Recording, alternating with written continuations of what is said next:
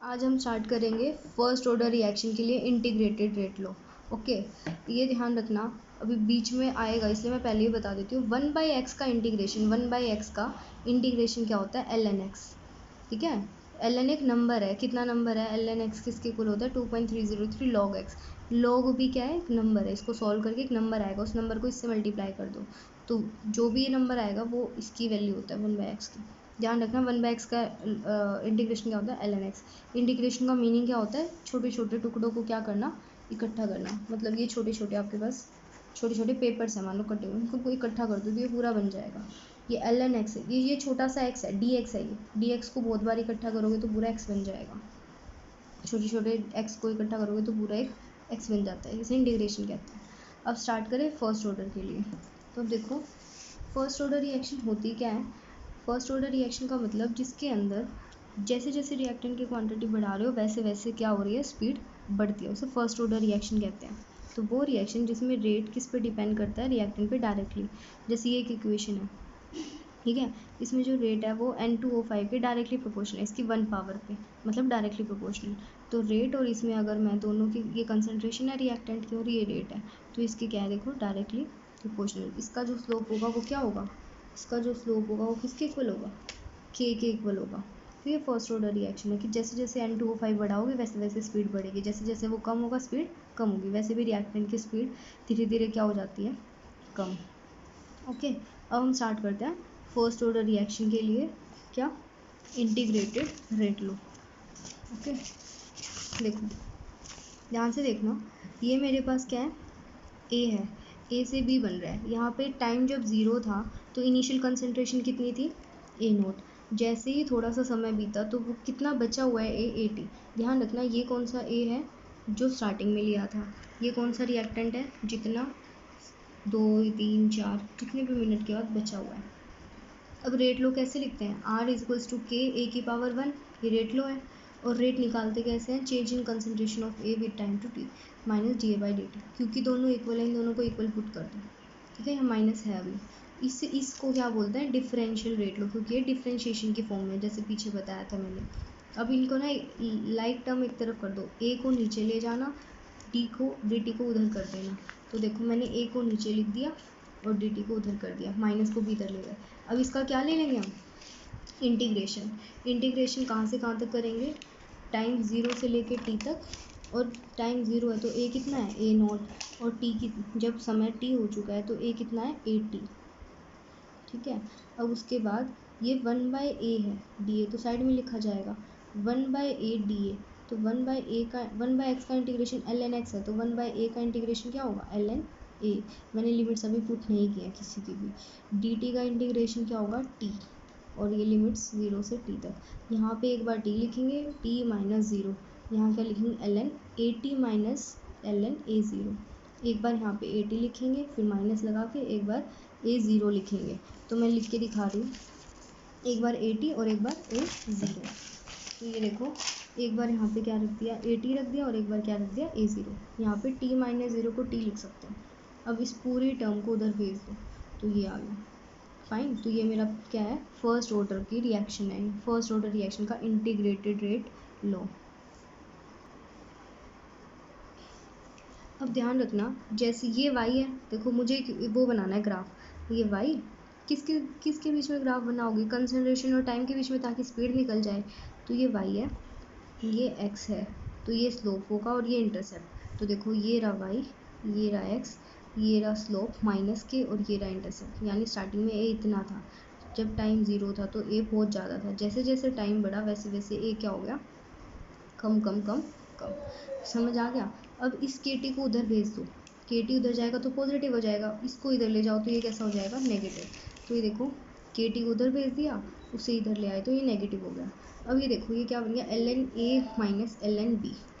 आपके पास L N A minus L N B किसके इक्वल होता है? एल एन ए अपॉन में बी। तो वैसे ही इसे लिखेंगे एल एन ए अपॉन में ए टी। ये ए है और ये बी है, ये ए है और ये बी है। ये चीज़ इससे वो करो, मैच कराओ, टी को नीचे ले जाओ। यहाँ तक तो इजी है। अब एल एन को क्या लिख सकते हैं? 2.303 लॉग, क्योंकि लॉग यूज़ करना इजी है, एल एन हमारे पास बुक में नहीं है। ठीक है, तो यहाँ लिखेंगे 2.303 लॉग। तो ये मेरे पास क्या आ गया, ये जैसे पीछे क्वेश्चन करा रही थी ना, अब जितने भी क्वेश्चन होंगे इस पूरे चैप्टर में, जितने भी, वो इसी फॉर्मूला से होंगे। एक्चुअली इसके अलावा कोई और फॉर्मूला है ही नहीं जो इस चैप्टर में कुछ यूज़ होने वाला है, कुछ बड़ा सा। यही है पूरे चैप्टर में, घूमता रहेगा, फुल चैप्टर में घूमेगा लास्ट तक। तो ये फर्स्ट ऑर्डर का, मैं अब इसका शॉर्टकट बता रही हूँ। अब नेक्स्ट टॉपिक सुनिए ध्यान से। वो जो इक्वेशन 1 थी, ये वाली, ये जो इक्वेशन है ध्यान से देखना, ये वाली इक्वेशन, इसको और कैसे लिख सकते हैं, उसी इक्वेशन को हम ऐसे कैसे लिख सकते हैं, ये टी आएगा यहाँ पे, ये कैसे लिखा मैंने, ये 80 है, इस नंबर को अगर मैं यहाँ ले जाऊँ तो ये माइनस हो जाएगा, इस नंबर को वहाँ ले जाऊँगी तो ये क्या हो जाएगा, माइनस ln a0। तो क्या लिखेंगे, ln 80, एक मिनट शुरू से सुनिए। अब एक काम करो, शॉर्टकट और छोटा कर देती हूँ, इसको उधर भेज दो तो ये प्लस हो जाएगा, ये KT हो जाएगा। इसको एज इट इज़ रहने दो, इसे यहाँ लेकर आओ, बस इसको इधर और इसको इधर, तो ये क्या बन जाएगा, ln a0 minus ln 80। ln a0 minus ln 80 को कैसे लिख सकते हैं, ln a0 अपॉन में 80। फिर से सुनो, इसको उधर भेज दो, KT इधर चला गया, इस पूरे को यहाँ ले आओ, तो क्या लिख सकते हैं, ln a0 अपॉन में 80। ये देखो, जो मैं बताना चाह रही हूँ ना वो इस तरीके से नहीं है, एक बार दोबारा सुनिए, मेरे को जो इक्वेशन चाहिए वो ऐसे नहीं बन पाएगी। बस एक काम करना है, इसको इधर भेजना है, फिर से सुन लो, ये एज इट इज़ इसको इधर भेजोगे तो ये क्या बन जाएगा, माइनस ln a0, ठीक है, जो पहले बताया था उसे एक बार हटा दीजिए, ln 80 माइनस ln a0, इसे क्या लिखेंगे, ln 80 अपॉन में a0, ठीक है। इसको जब इधर लेके जाऊंगी तो ln 80 माइनस ln a0 बन जाएगा, उसे और क्या लिख सकते हैं, ln 80 अपॉन में a0, ठीक है। यहाँ देखो, मैं फिर से बता देती हूँ, ln 80 minus ln a0 is equals to KT। उसी इक्वेशन को ऐसे लिख सकते हैं, इसे क्या लिख सकते हैं, ये a अपॉन में b, राइट। अब देखो, अब ध्यान से सुनना, ln e 1 होता है, ln e is equals to 1, जैसे log 10 1 होता है ना, ऐसे ln e 1 होता है, क्या होता है 1। तो अगर इस ln को उधर ले जाऊंगी, ये जो ln है अगर इधर आ जाएगा, ठीक है, ये वाला ln इधर आ गया तो क्या होगा, ये क्या बन जाएगा, 1 अपॉन में ln। और अगर आपका ln e 1 होता है तो e किसके इक्वल होगा, 1 अपॉन में ln। तो अगर इस नेचुरल लॉग को मैं वहाँ ले जाऊँगी तो ये 1 अपॉन में ln हो जाएगा, यानी e। तो ये एज इट इज़ ये उधर जाएगा तो क्या हो जाएगा, e की पावर माइनस KT, और इस ये जो नंबर है इसको उधर भेज दो तो हो गया 80 is equals to a0 e की पावर माइनस KT। ये क्यों इतना ज़ोर दे रही हूँ, क्योंकि NCERT में है, वरना छुड़वा देती हूँ ऐसे, ठीक है। अब ये जो चीज़ है ना, इसमें देखो, ये 80 ये लिख दिया मैंने, ये जो t है वो ये लिख दिया, इस e का क्या मतलब है, e की पावर माइनस का क्या मतलब है, इस इक्वेशन का क्या मतलब है कि जैसे जैसे समय बढ़ता है इसकी क्वांटिटी ऐसे घटती है, एक्सपोनेंशियली घटती है। कैसे, एक्सपोनेंशियली, मतलब इस तरीके से घटती है, मतलब कि लीनियर वे में नहीं घटती, कुछ वैल्यू से घटती है। ये ग्राफ किसी रेडियो एक्टिव डीके का होता है हमेशा, जितने भी रेडियो एक्टिव डीके हैं, चाहे वो नेचुरल हो या आर्टिफिशियल, हमने करवाए हो या अपने आप हुए हो रेडियो एक्टिव डीके, वो ऑलवेज कौन क्या फॉलो करते हैं, फर्स्ट ऑर्डर रिएक्शन, और उसका ग्राफ ऐसा बनता है। ये ऑप्शनल है लेकिन ये NCERT में है इसलिए छोड़ नहीं सकते। एक बार ये वाला टॉपिक फिर से सुन लो, ये जो फर्स्ट इक्वेशन थी उसको मैंने ऐसे लिखा, ठीक है। अब इसे क्या लिख सकते हैं, ln a अपॉन में b equals to minus KT, और ln जब उधर जाएगा तो e बन जाएगा e की पावर माइनस KT, ठीक है। ये एज इट इज़ ये उधर गया तो e की पावर माइनस KT, और ये डिवाइड में उधर मल्टीप्लाई में हो जाएगा। तो ये भी थोड़ा सा ध्यान रखना बस, ठीक है। ये ऑप्शनल है पढ़ना, वैसे मैं पढ़ाती हूँ पर ये पढ़ लो, इस बार NCERT में है।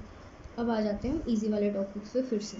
देखो, जो ऊपर हमारा इक्वेशन थी ये, इसको हम लॉग लिख सकते हैं, LOG वाला लॉग, नेचुरल के बजाय बेस 10 वाला लॉग। क्या लिखेंगे, 2.303 लॉग इधर लिखेंगे, 2.303 लॉग इधर लिखेंगे, दोनों तरफ क्या लिखेंगे, 2.303 लॉग, और पूरी इक्वेशन को 2.303 से डिवाइड कर दो तो ये क्या बन जाएगा, log 80 equals to log a0, और 2.303 को पूरी इक्वेशन से डिवाइड किया था तो नीचे आ जाएगा। ये y, ये x, ये स्लोप, ये इंटरसेप्ट, तो यही तो ग्राफ बनेगा इसका, कुछ ऐसा ही ग्राफ बनेगा। y, ये x, ये हमारा slope minus k by this, और ये क्या है a0।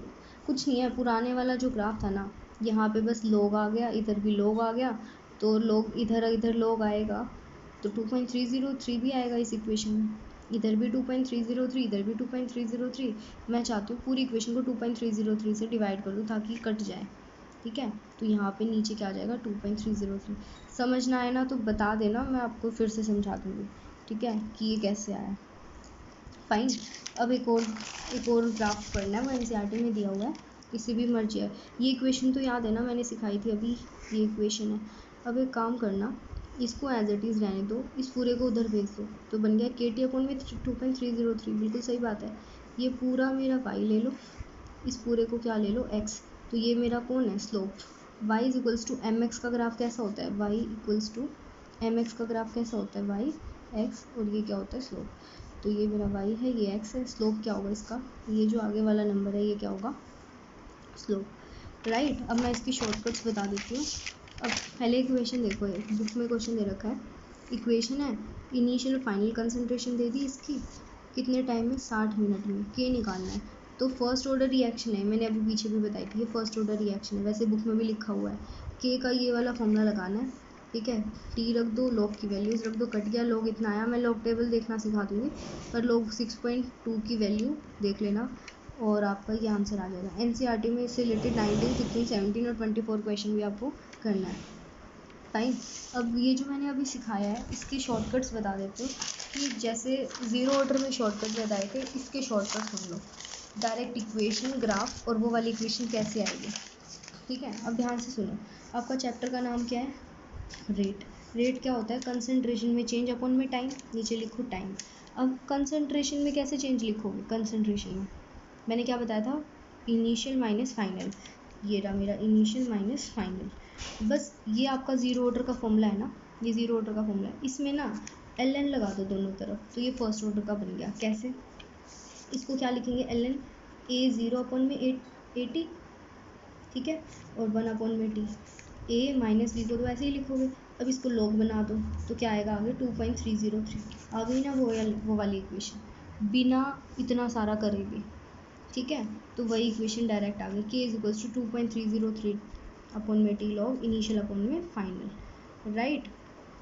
अब आगे सुनिए, आपको ग्राफ सीखना है, वो वाला ग्राफ, तो एक बार ग्राफ सीखो, कैसे करेंगे, किस किस के बीच में ग्राफ चल रहा है, समय और रिएक्टेंट की कंसंट्रेशन। तो ये रहा मेरा टाइम, रिएक्टेंट की कंसंट्रेशन क्या थी, 80, समय के साथ इसकी क्वांटिटी क्या होती है, कम होती है, तो ऐसे कर दो। इसका स्लोप क्या होगा, माइनस के, इतना कर सकते हो। यहाँ पे क्या आएगा, a0, बस एक काम करना है, दोनों में ln लगा दें, ये फर्स्ट ऑर्डर का ग्राफ, बस ln आ जाएगा, ये फर्स्ट ऑर्डर का ग्राफ है। इससे रिलेटेड दूसरे ग्राफ अपने आप बन जाते हैं। इक्वेशन बना लो, ये y है, y इधर रखो, x ये रहा, स्लोप ये रहा, माइनस के, x की जगह t, इंटरसेप्ट क्या है, ln a0।